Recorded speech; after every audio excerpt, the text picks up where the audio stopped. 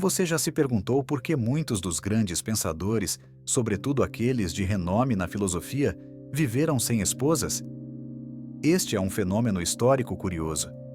Se olharmos atentamente, veremos que alguns gênios como Kant, Kierkegaard, Friedrich Nietzsche e muitos outros passaram a vida inteira sem constituir família. Qual seria então a razão disso? Será que esses filósofos rejeitam a vida familiar por alguma razão específica? Ou todos tinham o mesmo motivo? Vem comigo que te explicarei a razão, não tão óbvia. A maioria das pessoas que se casa e desejam ter filhos acabam tendo, mesmo que inconscientemente, o desejo de deixar um legado, ou pelo menos herdeiros. Isto pode ser visto no desejo que os filhos sigam a mesma carreira ou continuem os negócios da família.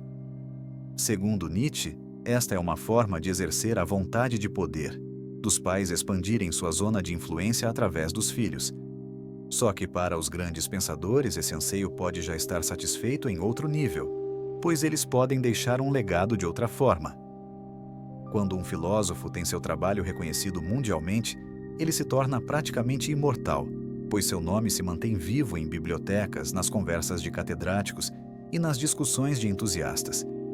É como se não precisassem de herdeiros de sangue para dar continuidade à sua obra e ao seu legado, uma vez que possuem herdeiros intelectuais. Se a maioria de nós aspira à importância e consegue satisfazer este desejo se tornando o centro do universo para a sua família, os gênios conseguem este amor através das legiões de estudantes, pesquisadores e fãs dos seus escritos. Mas não é só por amor e herdeiros que buscamos relacionamentos, certo? Por que os grandes pensadores não buscaram os outros benefícios, tais como a companhia e os prazeres carnais? Para entendermos a razão por trás destas mentes geniais, precisamos entender o significado de fazer sacrifícios. Observe uma passagem de Nietzsche sobre este assunto. Pobreza, humildade, castidade. Observe de perto a vida de todos os grandes e frutíferos espíritos inventivos. Sempre se encontrará esses três aspectos em certo grau. Certamente não, como é evidente, porque essas fossem suas virtudes, mas sim porque seu Senhor Supremo, o conhecimento, assim o exige. Exige com prudência e implacavelmente. Ele tem uma mente voltada apenas para o conhecimento e reúne tudo: tempo, energia, amor, interesse, apenas para isso. Guarda tudo apenas para isso. Os grandes pensadores não escolhem a castidade porque esta seria uma virtude, mas porque elas são necessárias à vida intelectual. A sua escolha é uma espécie de sacrifício necessário. É por esta razão que também a pobreza e a humildade costumam acompanhar os grandes pensadores. A pobreza, por exemplo, acompanhou muitos gênios da história, tais como Sócrates, Spinoza e o próprio Nietzsche. A razão disto está no fato de que é impossível você ser um destaque no meio intelectual se você tiver preocupações financeiras. Não é que elas não valorizem o conforto básico, mas sim que a vida intelectual exige uma espécie de obsessão que não combina tanto com o acúmulo de bens ou a gestão complexa de negócios. É por esta razão que existe muito conflito entre intelectuais e capitalistas pragmáticos, aqueles empreendedores práticos que só pensam em números, lucros e planilhas. A vontade de poder de um filósofo se volta para a descoberta de teorias e conceitos, e a do capitalista é direcionada para a expansão de patrimônio. A grande sacada aqui é perceber que nenhum é superior ao outro, pois se trata apenas de disposições diferentes.